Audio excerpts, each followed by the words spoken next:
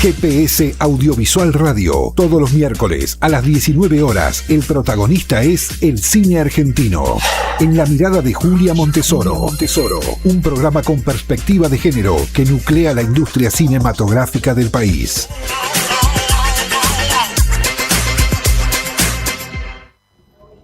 Hola, bienvenidos a una nueva emisión de GPS Audiovisual Radio. Ahora desde el Festival Internacional de Cine de Málaga, donde el cine argentino sigue mostrando su vitalidad, su talento, su creatividad. Hoy, en este especialísimo programa, la ministra de Cultura de la Ciudad de Buenos Aires, Gabriela Ricardes, Darío Grandinetti y Sol Iglesias SK, una nueva directora del cine argentino. Vamos ya a nuestras notas en este especial desde Málaga.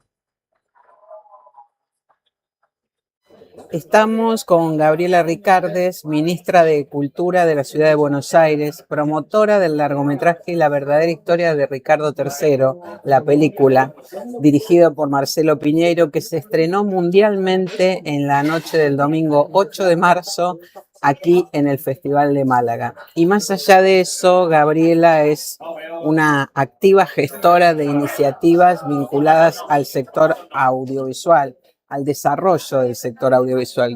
Gabriela, muchísimas gracias por acompañarnos, un gusto. Igualmente, muchísimas gracias. Bueno, y felicitaciones porque anoche asistimos a esta presentación de Ricardo III y fue fantástico. Fue fantástico, tuvo una repercusión enorme, era realmente por un lado, para nosotros tenía como un doble tester. Por un lado, nosotros venimos lanzando una serie de iniciativas y esta es una de las concreciones de esa iniciativa, que era la producción de espectáculos teatrales, utilizar todo ese poder y esa fuerza de las grandes producciones del Teatro San Martín para que puedan tener también su beta audiovisual. No solo para ser exhibidas en espacios donde las compañías no pueden ir a girar, sino también en crear un nuevo cine de autor a partir de eso. Y por otro lado era ver cómo funcionaba en un festival de cine puro y duro, una propuesta que es para mí tan cinematográfica, pero tan teatral, en un lenguaje híbrido, en el mejor sentido de la palabra, donde vos podés sentirte de alguna manera en una platea, como en esa platea de teatro, compartiendo con el público de la película, y por otro lado, mirándola con esta maravillosa secuencias que nos ha regalado Marcelo Piñeiro en la dirección, ver como unas imágenes absolutamente cinematográficas. Sí, totalmente. Ahora, diría que es una experiencia inmersiva la película, además, ¿no? Porque mirá qué lindo, tal cual. Te arrastra. No lo había pensado así, pero sí, la verdad que te agarra el corazón, ¿no? Y te mete adentro de ese mundo. Y creo que ayer lo que nos pasó, bueno, estábamos ahí con Joaquín viendo atrás, era que sentíamos la tensión de la platea de teatro en la platea de cine.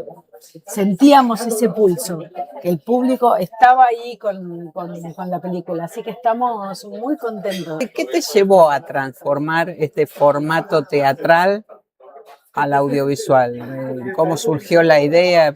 ¿Qué viste ahí? A ver, fue doble. Por un lado, tuvimos la suerte de que Marcelo Piñeiro venga a ver la obra varias veces y se enamore de la obra. Entonces también esta posibilidad de tener un director de cine tan metido en una obra de teatro, ya algo disparó de esto de los lenguajes que se juntan más allá de dónde provengan. Y por otro lado, es una experiencia que le vengo dando vueltas porque los grandes teatros públicos del mundo, el National Theatre en Londres, la Comédie Française, tienen este formato, tienen una realización especial audiovisual de sus grandes producciones porque, por muchísimos motivos, la disponibilidad de los actores, las condiciones técnicas de las salas, muchas de sus puestas no pueden salir.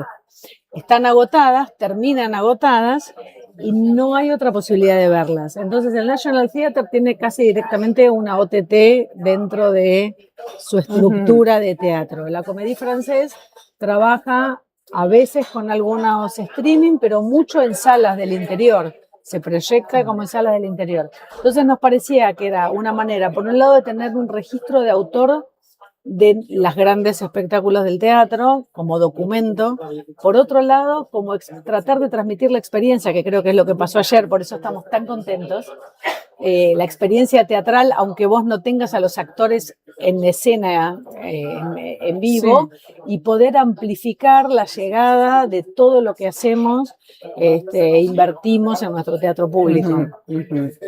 Bueno, o sea que entiendo por lo que estás diciendo que después de Ricardo III hay otro paso más con otra obra. Sí, la idea es ir trabajando diferentes formatos que también son los directores los que eligen cómo cuentan esa obra. Ajá. Entonces ahora vamos a tener durante el Bafisi, no solamente vamos a tener el estreno en Argentina de Ricardo III, la película, sino que vamos a tener también Cyrano en mi cabeza, que es la película que habla de todo el proceso y el proyecto de Cyrano, con la obra en escena, pero también con mucha imagen documental y testimonial de lo que fue este enorme fenómeno que vino para estar 3 meses en cartel y se quedó 3 años y sí, que volvió a recuperar el concepto de compañía un poco en gira y sostenida durante tantos años.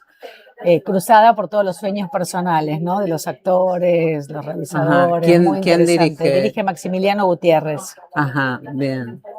Bueno, o sea que ahí expanden una vez más. Ahí nuevamente es como volver a contar esa historia, donde se ve gran parte de la obra, que está estructurada dentro del guión. Es muy interesante. Es otro abordaje totalmente diferente.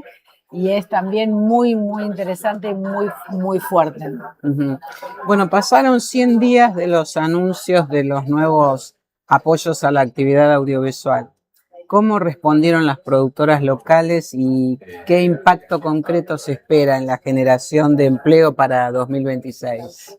Nosotros, sí, como bien decís, ya salieron las líneas, la línea audiovisual de mecenazgo con un incremento importante. Entendemos y vemos por lo que estamos recibiendo que es un apoyo fundamental para el desarrollo, no solamente para el desarrollo del proyecto, sino para la producción del proyecto. Sí. Y estamos sintiendo que hay una aluvión de proyectos muy interesantes. Las productoras están respondiendo muy bien, estamos trabajando ya para lanzar la próxima edición del Cash Rebate, también con un incremento como anunciamos hace 100 días, digamos. Todo lo que fuimos anunciando es lo que vamos ahora empezando a llevar adelante y tenemos una línea especial de restauración fílmica que lanza, no todas las líneas lanzan juntas, que lanza ahora creo que en 1 mes y medio también. Las productoras la verdad que responden muy bien. Para nosotros es muy importante mantener colaborar a que se mantenga la maquinaria en funcionamiento. Conocemos la dificultad de sostener una productora, una pequeña, mediana o gran productora. Entendemos también los tiempos y los momentos de los creadores, de los cineastas, de los realizadores,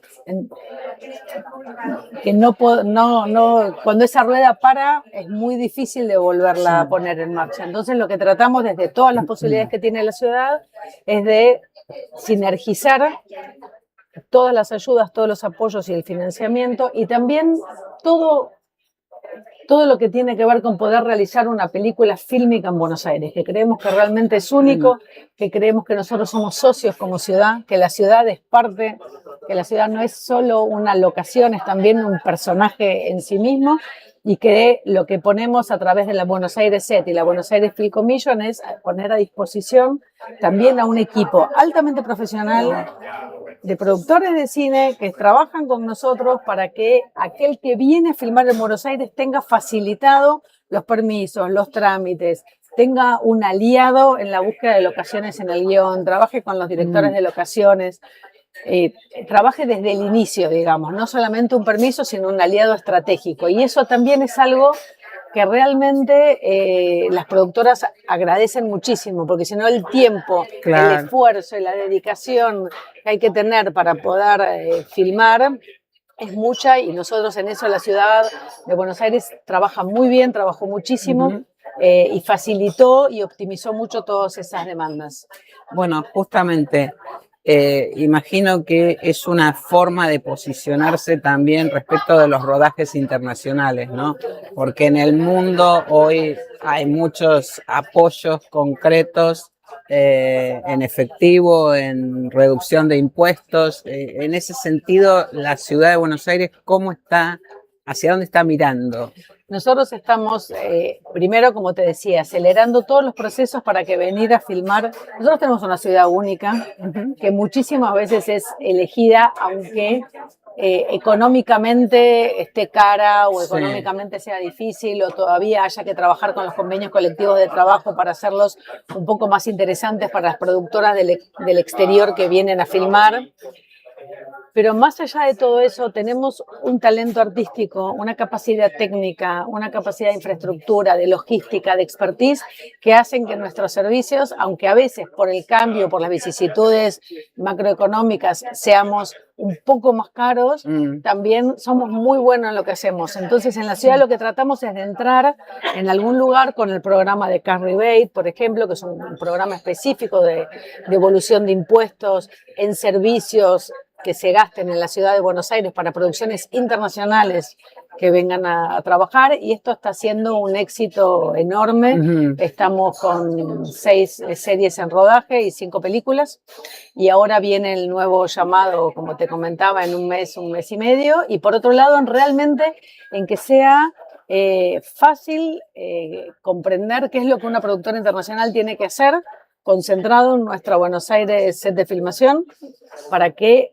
pueda eso no ser un determinante a la hora de tener que elegir una locación. Bueno, uno de los objetivos de tu gestión es convertir a Buenos Aires en un hub audiovisual regional, ¿no? En ese sentido, ¿cuáles son los pilares fundamentales para lograr esto, ¿no? Que la ciudad de Buenos Aires se convierta en ese hub?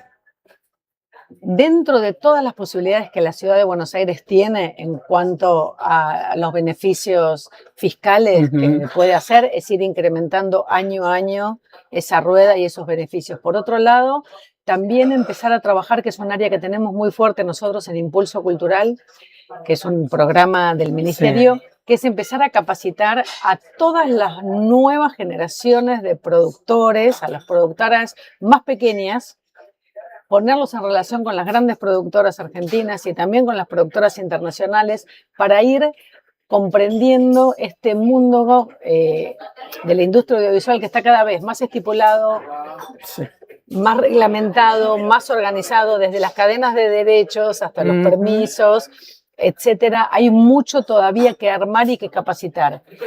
Nosotros estamos capacitando a más de 4.000 profesionales al año en diferentes cuestiones relacionadas con cómo mejorar sus servicios de producción, cómo mejorar sus cadenas de derechos. Trabajamos poniéndolos en relación con con los tomadores de decisiones de las plataformas, cómo hacer que tu proyecto pueda llegar, cómo ir abriendo cada vez más. Y la verdad que los resultados son increíbles, porque tenemos algo sensacional, y es que nosotros lo que tenemos que fomentar es que se ven. Nosotros tenemos un problema económico, no tenemos un problema ni artístico ni técnico. No, claro. Entonces, nosotros lo que hacemos desde la ciudad es poner todo en relación para que todos esos fondos, el Fondo Metropolitano de las Artes, el mecenazgo cultural, el Cash Rebate, la posibilidad de entrar con el Buenos Aires set de filmación, el circuito de exhibición en nuestros festivales, el Baficio, un nuevo festival de animación, un festival de cine clásico, la posibilidad de la participación en otros festivales, de poder hacer en los mercados audiovisuales y también en los festivales. Todo eso tiene ya un corpus en nuestra ciudad y va para adelante. Y creemos que la fuerza enorme está también en la capacitación y en conocer qué es lo que está pasando en el mundo para no inventar la rueda, ¿no? Para que las productoras no empiecen a... Hay cosas que que ya sabemos, y sí también esta globalización nos permite de alguna manera estar más cerca también de los tomadores de decisión globales. Lo que hacemos es ponerlos en relación. Nosotros creemos que el Estado es fuertemente un puente para que pueda desarrollarse con un poco de ayuda o con un poco de mirada estratégica sobre el sector, que el sector privado pueda desarrollarse, pueda tener potencia, pueda tener fuerza, y que el Estado se ocupe también de estar ahí colaborando con aquel que todavía no puede llegar para que pueda entrar en esa rueda. Bueno, hablabas recién de las jóvenes generaciones, ¿no? Las nuevas generaciones que están acostumbradas a la inteligencia artificial, los consumos digitales rápidos. En ese sentido, ¿cómo trabajan desde el gobierno de la ciudad desde tu área, para acercar ese público a la experiencia de las salas de cine? Que es otro punto que también hay que, ¿no? Total. Captar. Yo en ese punto hago un paralelismo bastante fuerte con las artes escénicas. Yo creo que lo que hay que hacer es programar bien, programar inteligentemente y comunicar y confiar en el público. Por supuesto que es un desafío, que hay que trabajar sobre eso, y que nosotros tenemos un área de formación relacionada con el consumo del cine. Ahora no ya para hacer cine o artes audiovisuales, sino para consumir en todos el plan cultural en barrios, en todos nuestros centros culturales de la ciudad de Buenos Aires, en nuestra biblioteca. Tenemos ciclos específicos de cine para lectores, cursos de diferentes géneros. Tenemos muchísimas actividades relacionadas y la gente va, el público está, el público va, consume, tenemos siempre más gente de la que podemos tener, terminamos abriendo más grupos de cada una de las actividades, y cuando tenemos alguna pasada especial, alguna programación o nuestra misma sala Lugones, realmente el público está. Lo que sí también hay que pensar es cómo programamos mejor, cómo difundimos mejor lo que hacemos. Todo este verano en la ciudad de Buenos Aires tuvo una enorme cantidad de actividades, dentro de ellas el cine al aire libre. Y fue uno de los grandes éxitos del verano, desde el cine en la calle Corrientes, con gente, en nuestro programa Corrientes 24 horas, con la gente sentada mirando, no sé, La mano de Dios, películas enteras, complejas, en una buena calidad, cómodamente y sin tener que pagar entrada, hasta en las diferentes plazas de barrio. Todas las semanas tuvimos en algún lugar de la ciudad un cine al aire libre.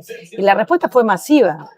Fue masiva, la gente iba con su reposera, con su lona, con sus chicos. Nos teníamos diferentes tipos de películas. Entonces, significa que el fenómeno comunitario está volviendo. Hay algo en el mundo donde también el tema del consumo individual está generando un vacío, y se está volviendo a el consumo comunitario. Y nosotros desde la Ciudad de Buenos Aires tenemos que estar listos para eso. Y estamos listos para eso, poniendo en orden nuestras salas, pensando bien las programaciones, colaborando a la difusión de esas programaciones en buena calidad, confortablemente, pero siempre rescatando la situación del hecho colectivo de cine, ¿no? El cine no solo lo que pasa en la pantalla, sino lo que pasa en esa platea. Y lo que pasa en esa platea, si uno lo fomenta bien, el público está. Yo creo que más allá de la época, de los consumos, de la manera, hay que confiar y hay que tener un poquito de paciencia y continuidad para que la gente pueda volver. Porque una cosa es el momento eventual de una pasada de una película específica en algún lugar. Y otra cosa es instalar los espacios, los lugares, que la gente vaya, que esté. Yo creo que lo que pasó este verano con films muy diversos, también entre los jóvenes, no sé, desde La Virgen de la Tosquera hasta Marty, hasta, diferentes propuestas, indican que hay una enorme posibilidad para el cine en este momento. Ujú. Solo hay que verla y Hay que ver y saber sostenerla. mirarla, ¿no? Saber mirarla y sostenerla. Hay que sostenerla. La regularidad es muy importante en la formación de los públicos. Ujú, El- ujú. el- lo espasmódico de las programaciones o de Sí. lo hace que uno no sepa dónde ir. Antes el cine también era tu lugar de referencia. Vos sabías que ibas a tu cine, al cine de tu barrio, no sabías bien qué ibas a ver, pero sabías que ibas a ver algo que iba a estar bien, que te iba a gustar, que Sí. no te iba a defraudar y que sabías que estaba ahí todos los fines de semana.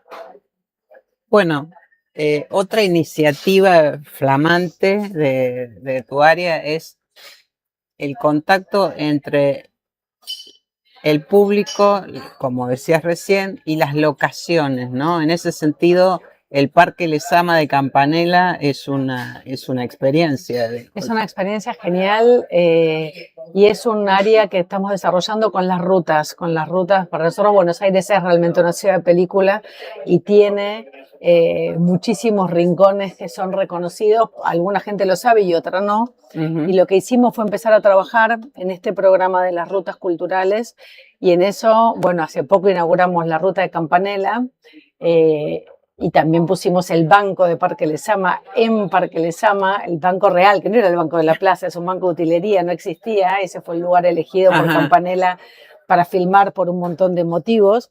Así que dejamos el banco original ahí, confiando también en la ciudadanía, porque está ahí, la gente se puede sentar, trabajar, etcétera. Quedarse a reflexionar, pensar. Creo que Parque Lezama nos invita a eso, el parque y la película. Y a partir de ahí tuvimos la ruta de Campanella, que se inscribe en una serie de otras rutas. Está la Buenos Aires de Darín, la Buenos Aires del Eternauta, la Buenos Aires de Esperando la Carroza. Tenemos varias, esta tuvo mucha visibilidad y lo que significa es que vos podés descargarte desde las páginas de la Ciudad de Buenos Aires, todos los mapas, además que están impresos y los venís a retirar a la Casa de la Cultura, podés descargarte los mapas y podés ir recorriéndolos y en cada lugar vas a encontrar un código que te va a contar y te va a indicar qué película se filmó, qué escena, qué se refaccionó de eso o no, qué era real o qué se hizo ficticio dentro de ese espacio. Y la verdad que es una manera de recorrer Buenos Aires única también. Con el presupuesto actual, ¿cuáles son los 3 ejes innegociables de la gestión para reforzar la idea de que la cultura es una inversión y no un gasto? Muy bien, esa es una gran frase de nuestro jefe de gobierno, que la cultura es una inversión, no es un gasto y es un motor de desarrollo económico fortísimo también. Si hablamos del área audiovisual específica o si hablamos del área en general. Hablemos del área audiovisual y después si querés. Así ahora remito la respuesta a eso. Porque el jefe de gobierno lo dijo, pero además porque también está esa mirada desde otros lugares de que es un gasto y no una inversión la cultura, ¿no? Para nosotros, y la verdad que el jefe de gobierno es clarísimo en eso, la cultura es una inversión que redunda en trabajo de calidad, en turismo, en marca ciudad para nosotros también, en idiosincrasia, bueno, en muchísimas cosas, pero también es un motor de desarrollo económico. Claro. La cantidad, nosotros creamos más de 8.000 puestos de trabajo con el Car Rebate del año pasado. Eso no es un chiste, o sea, a partir de esas producciones que por ahí hubieran elegido, como vos bien decías, ir a otro lado y eligen venir a Buenos Aires. Eso genera un mundo económico alrededor de eso, desde los catering hasta la logística, los hoteles, los taxis, etcétera, que es fuertísimo para la ciudad de Buenos Aires. Así que bueno, uno de los pilares importantes es el Car Rebate y seguir trayendo producciones internacionales. Te diría que ponerlas en relación con todas las nuevas productoras y la capacitación del nuevo talento de Buenos Aires, porque como vos sabés bien, Julia, este es un oficio que se aprende haciendo. Sí. Y esto, si se para la rueda, además, uno deja de aprender. Sí. Entonces, mientras te vas formando, también tenés que estar trabajando, haciendo, y eso es lo que te va haciendo un profesional. Y devenir profesional lleva también un tiempo y un momento, y para que nosotros estemos pensando en los profesionales del futuro, en los realizadores, directores de fotografía, guionistas del futuro, tenemos que estar ahora ya trabajando. Entonces la formación es un pilar, la atracción de producciones internacionales es otra, y la exhibición también es otra, que Buenos Aires es una ciudad de cine, que a Buenos Aires el porteño le gusta ir al cine, y que cuando está bien programado y está bien pensado, el público viene. El caso es el Bafisi. El Bafisi sigue siendo, cada año tenemos más salas, más películas y más público. Y se quedan sin y nos quedamos sin entradas. Sí.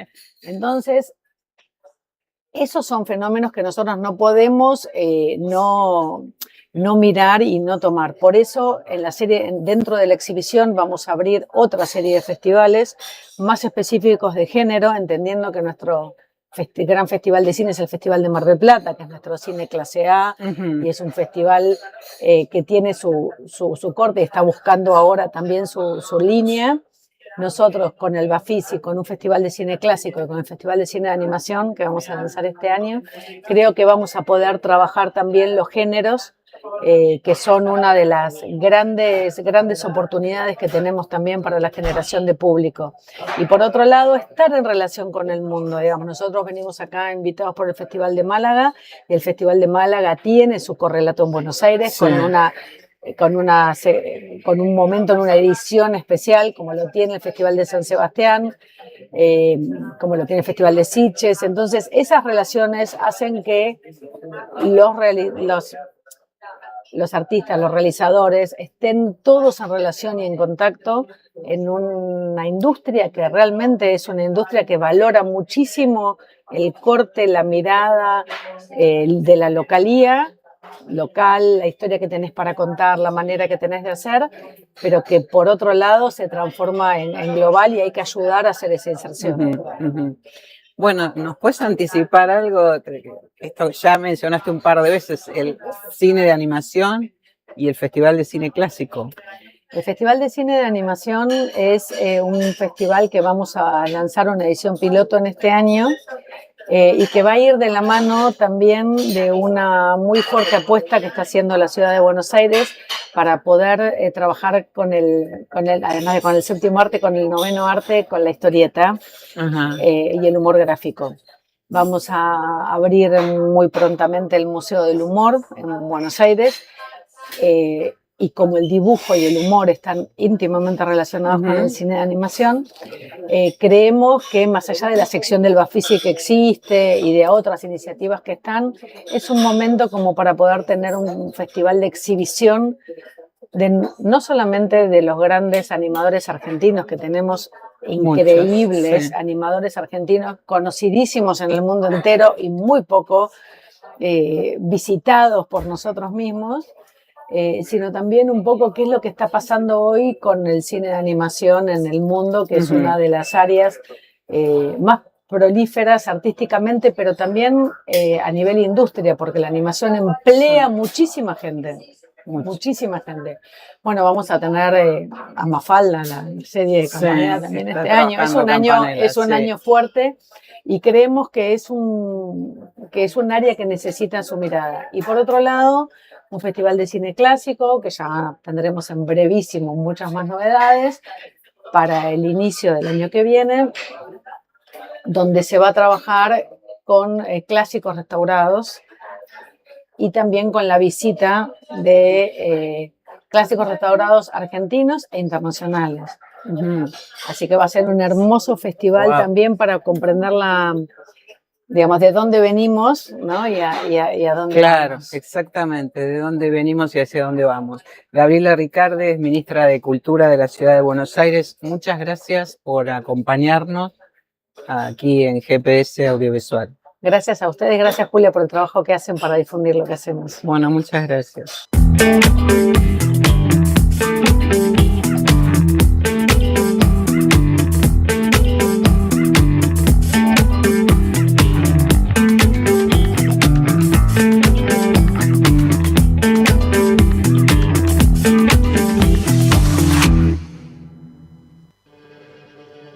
La cultura somos todos nosotros. es nuestra historia, nuestra memoria, nuestra identidad. El Inca, la radio y la televisión nacional garantizan el desarrollo de nuestra cultura y el acceso a la información. Si se aprueba la reforma laboral, el fomento que estos organismos ya tienen asegurado corre peligro, haciendo que su financiamiento dependa de la discrecionalidad de los gobiernos de turno. Si el Inca se desfinancia, ¿quién nos va a representar en nuestras pantallas? ¿Quiénes van a contar nuestras historias? A pesar de que busquen silenciarnos con diversas leyes y decretos, los que hacemos la cultura no vamos a dejar de existir. Las políticas de fomento a la industria cinematográfica, teatral y musical existen en todo el mundo. ¿Por qué los políticos que en otros momentos históricos las han apoyado ahora quieren terminar con ellas? La cultura somos todos. No tiene partido, ni color, ni dueño. Es identidad. Es trabajo. Y es Argentina. Nos pertenece. Sol Iglesias SK estrenó mundialmente su primer largometraje, Los Nadadores, en la competencia oficial Zona Cine del Festival de Málaga. Se trata de una fábula distópica en la que después de 368 días de verano, entre el calor extremo, los cortes de luz, gente que se exilia en el exterior, un grupo de amigos decide empezar a meterse en las mansiones del lugar, del vecindario. No está especificado bien cuál es, pero ya nos contará Sol, para probar todas las piletas que pueda, todas las piletas de natación que pueda. Estamos con Sol Iglesias SK aquí en Málaga. ¿Cómo estás, Sol? Muy bien, la verdad, contenta de estar acá, contenta de también estar acá charlando con vos. Bueno, nada, increíble, acaba de empezar el Festival de Málaga y ya pasaron muchas cosas. Pasaron cosas. Pasaron cosas. Y siguen pasando. Bueno, ¿cuál fue el origen de Los Nadadores? ¿Qué te decidió o qué te indicó que tenías una historia que podía ser un largometraje? Yo creo que lo primero es un impulso de agarrar y hacer varios cortos, ir viendo, dándole vueltas y de repente haber encontrado un equipo con el que estaba bueno trabajar. Nosotros con Los Nadadores Cine, o sea, tenemos la película, pero es un colectivo, Los Nadadores Cine, de un grupo de amigos que nos conocimos en la Universidad del Cine y empezamos a filmar cortos de muy bajo presupuesto juntos y nos dimos cuenta de que funcionábamos bien, de que éramos un equipo que estaba bueno y nada, y yo siento que ya cuando tenés un equipo fuerte se te abren las puertas para hacer cualquier cosa. Entonces un día los agarré y les dije, bueno, vamos a hacer una película. Y ellos me dieron las manos y me dijeron, bueno, dale. Así que nada, fue muy de eso, de saber que se podía y que había un germen de una idea de chicos atravesando unas piletas y otra pileta y otra pileta, que de repente fue como que esto se puede volver una película, ¿no? Pero muy desde el impulso. En Los Nadadores hay por un lado, unas referencias muy concretas a situaciones sociales, a vidas que se truncan o no se truncan según lo que pase. No vamos a contar aquí eso. Pero también hay un género fantástico con mucho realismo. ¿Cómo fue que llegaste a ese punto del tratamiento? Y yo creo que no queríamos quedar en el realismo de la historia y que simplemente sea algo realista, sino que queríamos llevarlo como muy de a poco y muy sensorialmente hacia algo, bueno, eso, fantástico, ¿no? Que empiece a trabajar con la sensorialidad, con las texturas de la imagen, del sonido, como todo esto creo que nada, que hacía que funcione muchísimo más. Y fue como también el fantástico en el sentido de pensar en el apocalipsis, en un fin del mundo, más algo medio, bueno, de la ciencia ficción, pero pensándolo en términos de lo que es un poco más indiscernible entre, che, esto podría estar pasando hoy mismo, esto podría estar pasando mañana, es como una especie de puente que se fue armando entre hoy y pasado mañana casi. Bueno, nada, se fue descubriendo muchísimo se había pensado un poco texturalmente desde la preproducción, pero después ya con el montaje, con la postproducción de sonido, empezó a tomar como mucho más tinte fantástico, ¿no? Es algo que se construye a poco. Esa conexión con lo apocalíptico y con cierta realidad por la que estamos atravesando en el mundo en general, pero en Argentina en particular, ¿no? La fuiste descubriendo en el andar, digo, en la edición, en el montaje, en el trabajo con las imágenes, con la luz, con el sonido, todo esto que tienen los nadadores. Hubo algo muy loco que es que al principio la película estaba muy pensada como, bueno, imaginemos un apocalipsis cuando la estaba escribiendo a fines de 2022. Y de repente cuando se fue acercando el rodaje, la actualidad se fue actualizando inevitablemente y de repente empezó a perder un poco este tinte de lo imaginado y empezó a ser como algo mucho más cercano, cada vez más cerca. Y terminamos filmando en fines de 2023 con... Nada, llegamos a rodaje, prendíamos la tele y estaban reprimiendo en el Congreso, ¿no? Tipo, recién había asumido Javier Milei y era, nada, algo que se empezó a sentir muchísimo más esta cuestión apocalíptica, que después a lo largo de 2024 la situación se volvió más intensa y 2025 todavía más intensa, entonces era como una carrera de... Bueno, vamos a ver si la fantasía supera la realidad o si la realidad supera la fantasía. Y por ese lado la verdad es que fue muy, muy loco ir encontrándolo. Fue como casi como se sintió como medio como ir escribiendo la historia un poco como a la par. O sea, estaban por filmar y de repente era como, bueno, esto ya no se siente tan lejano, estamos un poco más... cerca de todo esto, bueno, el cambio climático, todo lo que está pasando en términos ambientales también es muy terrible y tiene mucho que ver de repente con esta cuestión de un verano eterno, que de repente, nada, no es tan lejano, ¿no? Sí, no, para nada. Para nada. Ahora, bueno, fue la proyección, la primera, el estreno mundial de Los Nadadores fue aquí en Málaga. Y era la primera vez que la veían con público, la película. Sí, tremendo. ¿Qué descubriste después de esa función que no habías advertido antes respecto de la película? Creo que fue más entender que ya existe, que ahora es, y que es de la gente, y que la gente inevitablemente va a ser interpelada de una forma o la otra. Y que, nada, al final del día uno hace todo ese recorrido también para llegar a un otro. Y llegar a un otro es algo gigante. Es, hola, vengo a darte este mensaje, ¿qué sentís al respecto? Y eso es gigante. Tener un público que va y ve la película y opina y siente cosas y le presta atención y se sienta en un cine a verla. Que además el cine... para mí es el espacio fundamental para las películas, o sea, un lugar en el que estás a oscuras, que se escucha bien, que se ve bien, en grandes dimensiones, con otros, estás rodeado de otras personas que también lo están percibiendo, charlar con la gente, que la gente salga del cine y se quede charlando y pensándola, creo que es un espacio fundamental para que existan las películas. Y en este contacto con este público, además en un festival internacional, ¿no? ¿Qué fue lo que más te llamó la atención de los comentarios que recibiste, de las percepciones del público?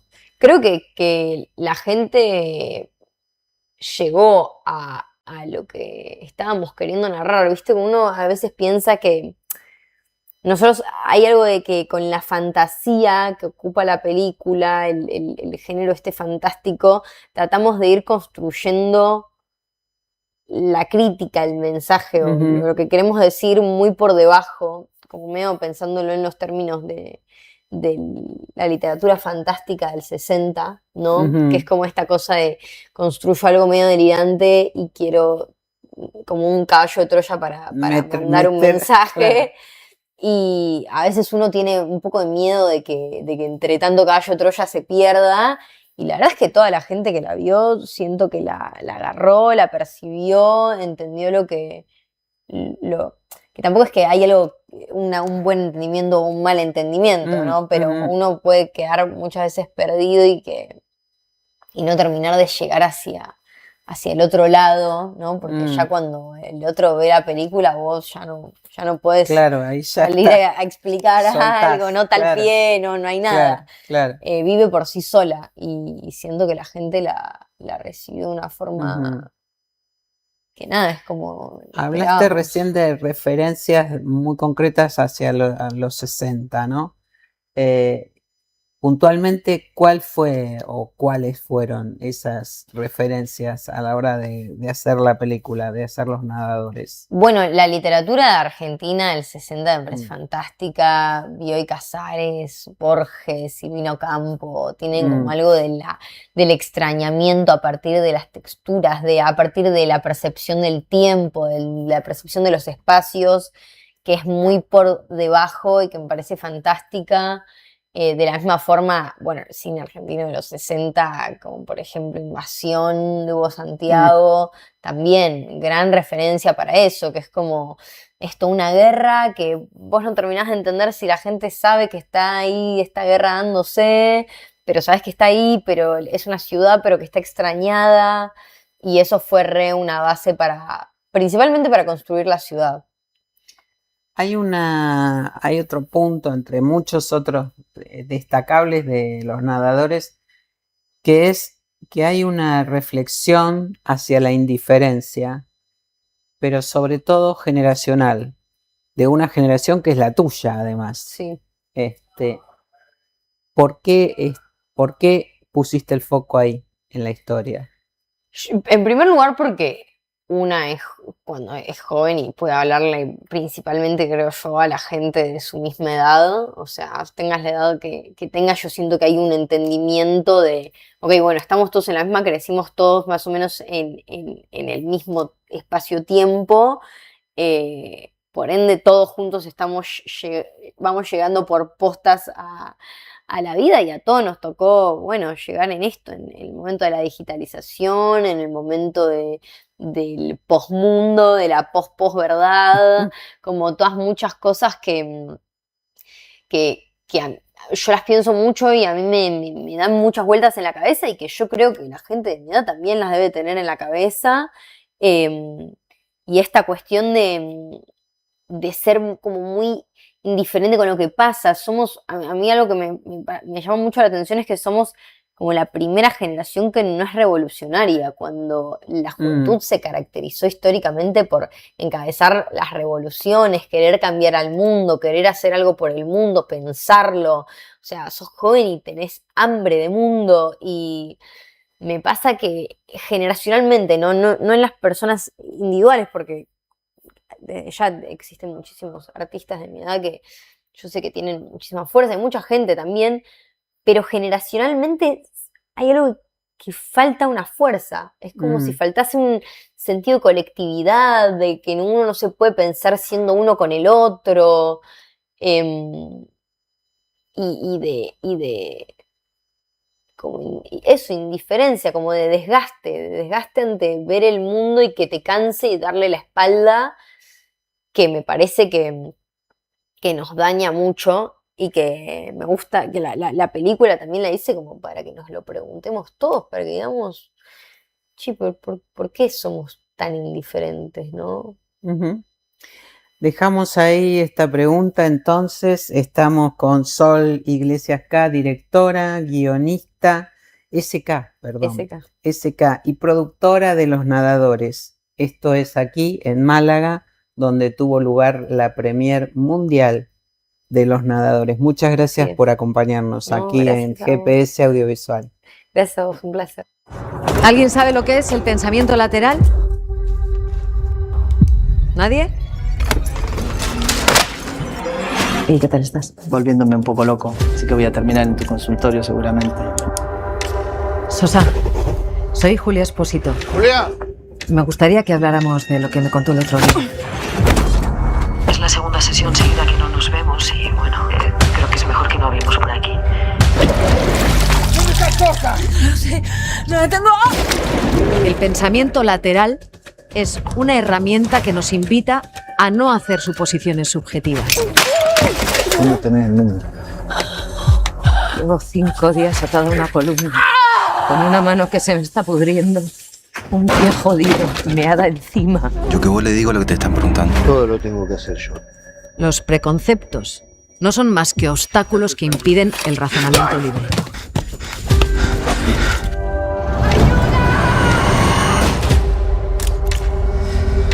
Hasta que llegaste la cigarra. ¿Alguna pregunta hasta aquí? Después de King, la película española protagonizada por Darío Grandinetti acaba de ser estrenada mundialmente en el Festival de Málaga, con dirección de Ángeles González Cinde y coprotagonizada por Adriana Ozores.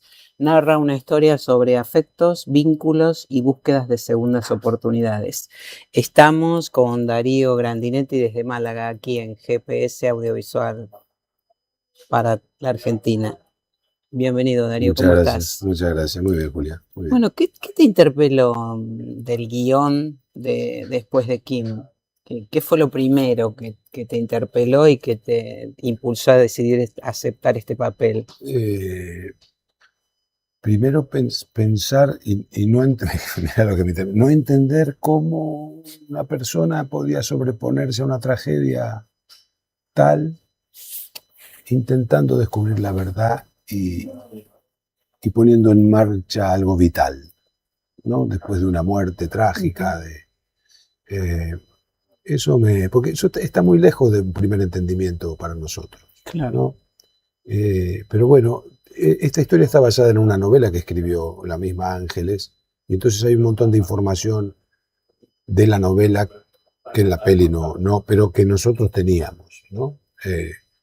Como para entender cómo se ponía en marcha, ya te digo, además entre dos personas, entre un matrimonio que llevaba más de 20 años divorciado y con una mala relación. Uh-huh.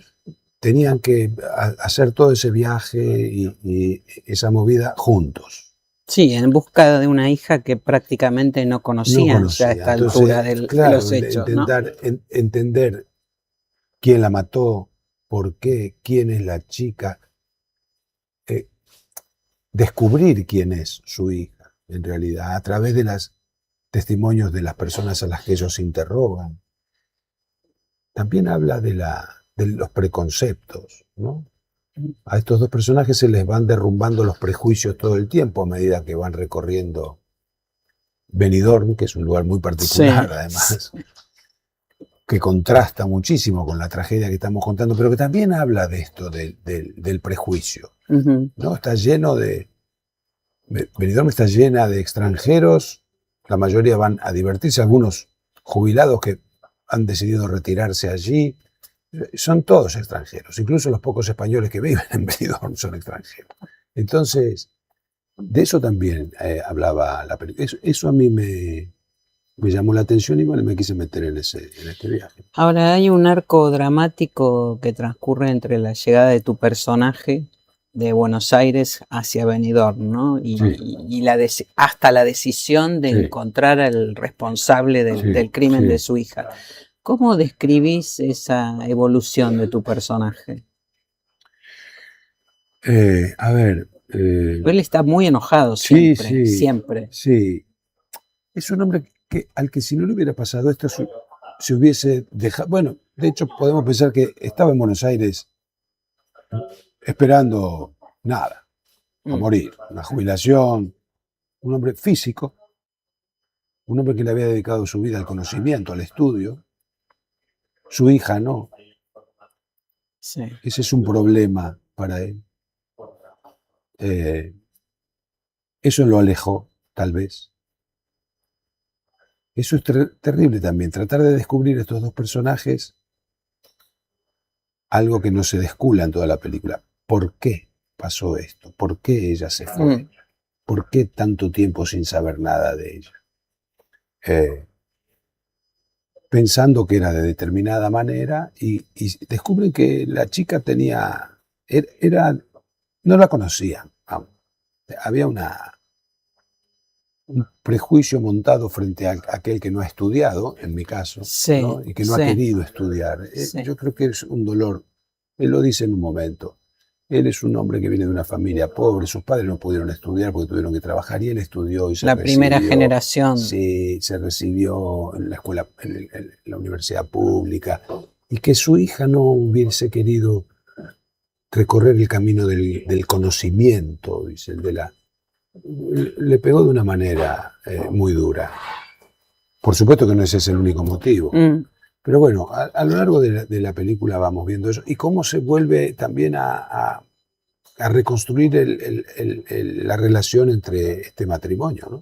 Ajá. Sí, Ex matrimonio. Sí, que es muy atractivo eso también. Que son absolutamente, son el agua y el aceite, El agua y por el otra aceite, parte, sí, ¿no? Sí, sí. Pero bueno, yo me quedo, siempre pienso, ¿qué ocurrió cuando termina la película? ¿Y ahora? ¿Qué harán? Cualquier cosa puede pasar. Me imagino cualquier cosa que pueda ocurrir, porque el camino que hicieron fue tan inesperado también. Sí, sí. Primero, tener que iniciar esa búsqueda con una persona con la que te llevas mal, acá hace 20 y pico de años que no ves, a la que culpas de todo, de lo mal que estás vos, de lo mal que quedó tu hija, hasta de la muerte de tu hija. Bueno, hacer ese camino con esa persona es también un aprendizaje. Y también el lugar de padre, ¿no? Es un reaprender. Sí. Este personaje tiene que reaprender. Sí, claro. Bueno, todos aprendemos con el tiempo.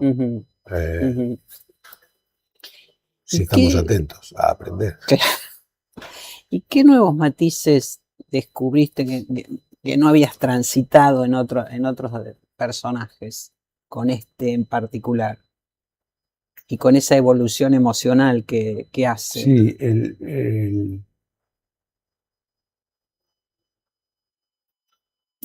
el dejarse llevar, primero como actor, ¿no? Frente a un conflicto que uno de entrada dice, pero ¿cómo hace esto?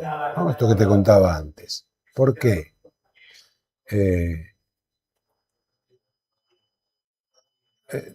Yo no sé si es un descubrimiento, pero sí una reconfirmación, te diría, de que no siempre hay que saberlo todo.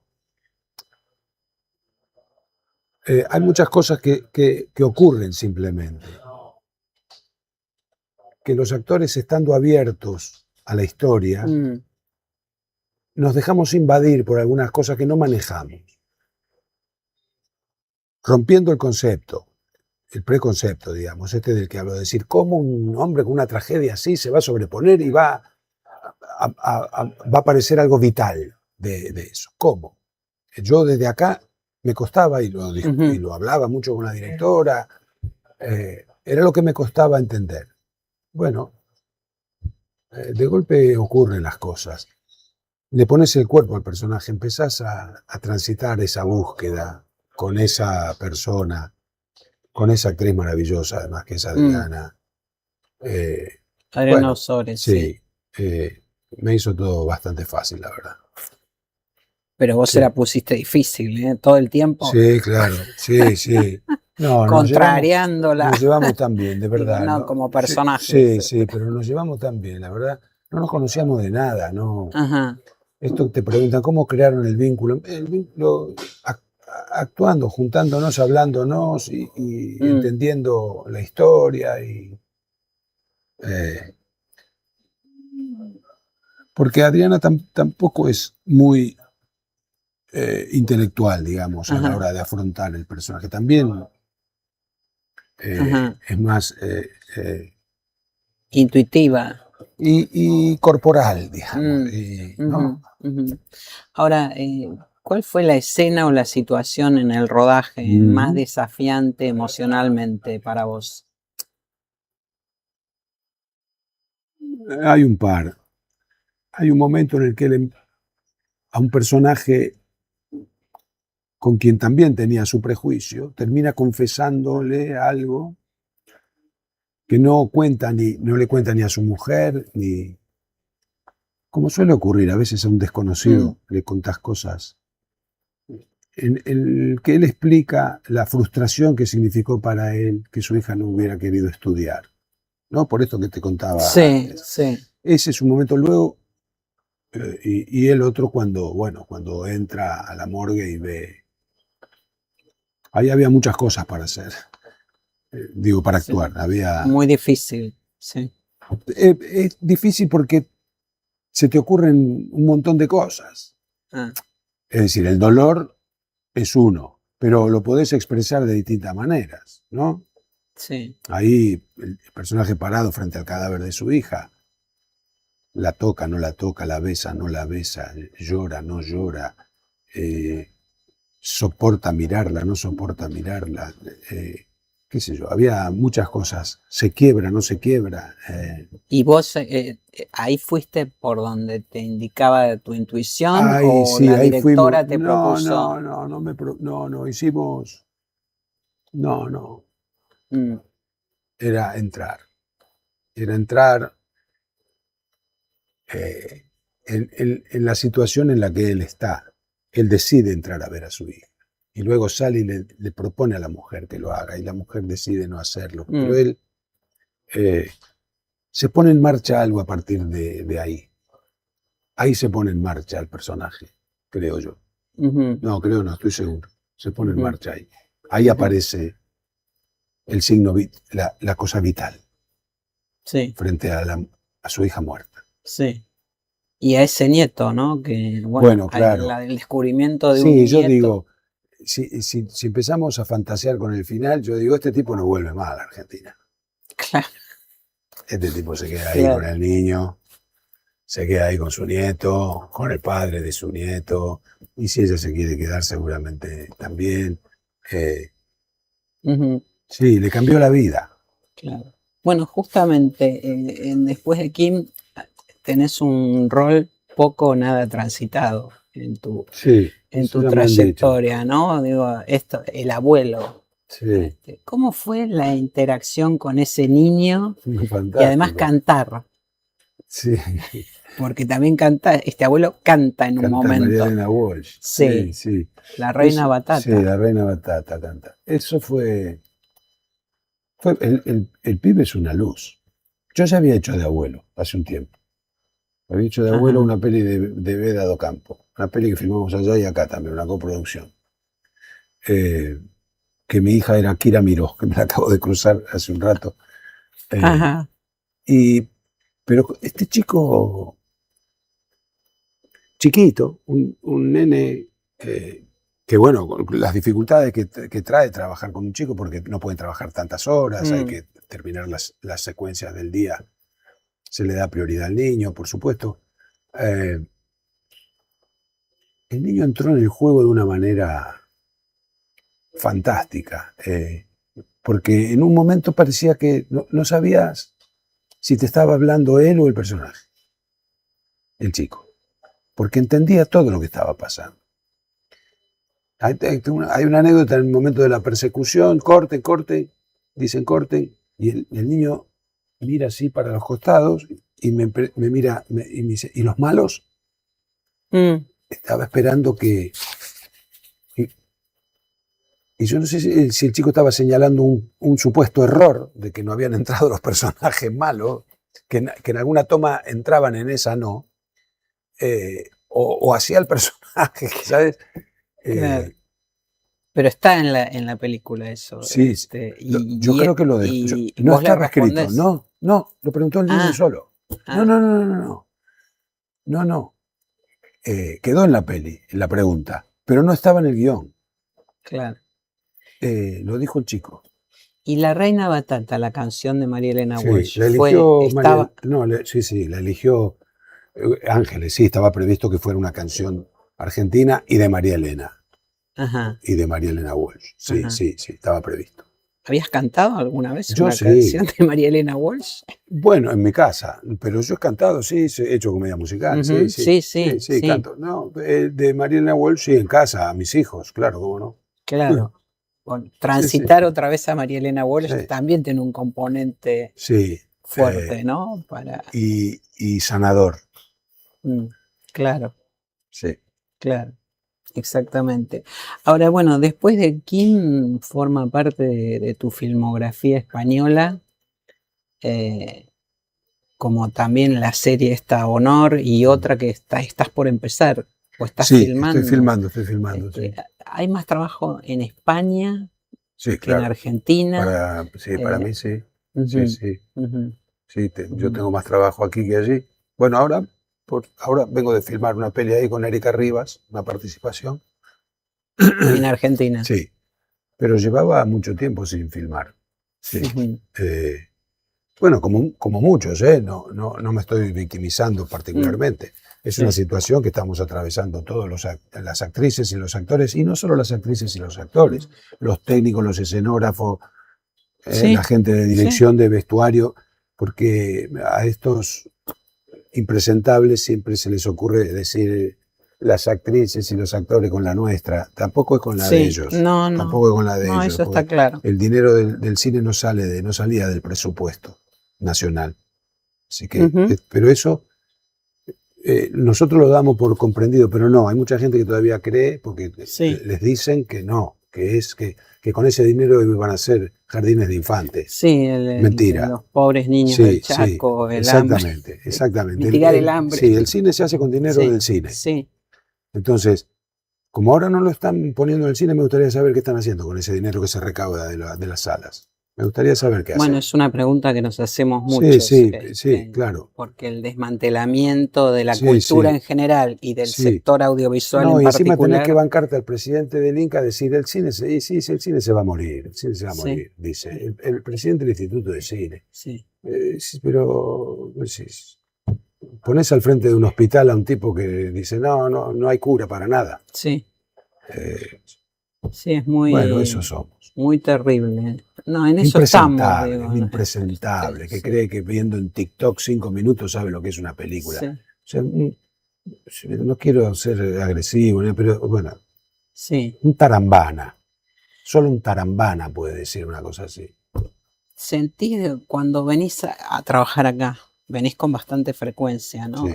Pero en este contexto, en este momento que transitamos en la Argentina, ¿sentís de alguna manera que te reencontrás con tu medio? ¿Es un alivio poder trabajar de otra manera? De alguna manera sí, y por otro lado también pensar, si nosotros lo tenemos, Mm, y lo hacemos y lo hacíamos, el cine genera dinero, sí, no es un gasto. En el peor de los casos es una inversión, pero es una industria que genera dinero. sí. Nuestro cine además nos representa de una manera, en el mundo, el cine argentino siempre ha sido muy respetado, siempre ha sido muy respetado, no es de ahora. Sí. Y entonces, aquí te encontrás con gente que se agarra la cabeza y dice, ¿cómo no hay cine argentino? Gente que quiere ver cine argentino, al que le gusta nuestro cine, al que le gustan nuestras actrices, nuestros actores, nuestros directores, nuestras historias en el mundo, siempre ha pasado. Sí, sí. Pero bueno, el arte no habla bien de los fachos, por eso lo odian. Sí. Por ningún otro motivo lo odian, porque no es casual, los fachos de allá, los de acá, los del mundo Sí, entero, todos, sí. odian la cultura, Sí, odian sí, el la el educación, arte. sí, Pero el la arte en ciencia. particular, ¿por qué? Porque, claro, el Guernica se pintó en contra de los bombardeos, no a Sí, favor de los sí, bombardeos. sí, Y estos sí, defienden los sí. bombardeos, así que... Sí. Y todo aquello que sirva para pensar, ¿no? Libremente. Todo. Entonces, Sí, bueno, claro, siempre son los es estudiantes, peligroso. siempre son Claro. los científicos, los artistas, Sí. los educadores, siempre. Sí. Darío Grandinetti, protagonista de Después de Kim, esta nueva película de la directora, escritora y ex ministra de Cultura Ángeles González Cinde, estrenada mundialmente aquí en el Festival de Málaga. Un 8 de marzo. Un 8 de marzo, además, exactamente. Muy bienvenido. Bueno, muchísimas gracias por este encuentro, Darío. Muchas gracias a vos, Julita. Me alegro de verte acá. Yo también. Y así pasó esta emisión especial de GPS Audiovisual Radio desde el Festival Internacional de Cine de Málaga. Una cobertura muy completa. Entérate más en gpsaudiovisual.com y en nuestras redes sociales. Nos volvemos a encontrar la semana próxima.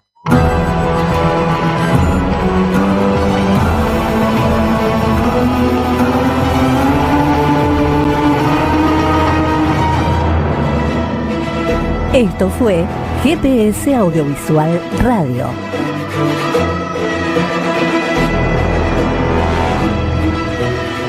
Los esperamos el próximo miércoles a las 19 horas por Radio Trento.